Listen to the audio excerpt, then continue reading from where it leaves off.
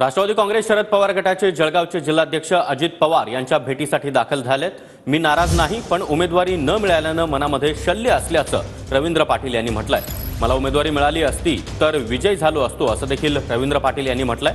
वारी संदर्भात मीटिंग असल्याने अजित पवार यांच्या भेटीला पोहोचल्याचं रवींद्र पाटलांनी सांगितलंय। लोकसभा निवडणुकीच्या काळात तुमचं नाव चर्चेत होतं, तुम्ही उमेदवार होणार या पद्धतीच्या बैठका सुद्धा झाल्या होत्या, तुम्हाला शरद पवारांनी बोलून सुद्धा घेतलं होतं, मात्र उमेदवारी श्रीराम पाटलांना दिली गेली होती। काय नेमकं घडलं की जेणेकरून उमेदवारी तुम्हाला मिळाली नाही? आता तो विषय संपलेला आहे। या देशाचे नेते आदरणीय पवारसाहेब यांचा आदेश मी पाळतो। श्रीराम पाटलांना त्या ठिकाणी उमेदवारी आम्ही सर्व कार्यकर्ते नेते सर्व मतदार यांनी प्रत्यक्षात चांगलं काम केलं, त्याबद्दल त्यांचे देखील आभार मानतो।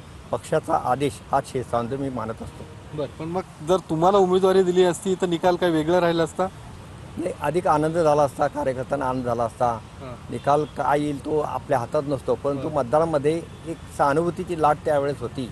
त्यावेळेस मी विधानसभा नाथाभाऊ खडसेच्या विरुद्ध लढलो आणि मतदारसंघात जिल्हाध्यक्ष या नात्याने सततचा संपर्क असल्या कारणाने मला आशा होती की आपण त्या ठिकाणी विजयी होऊ।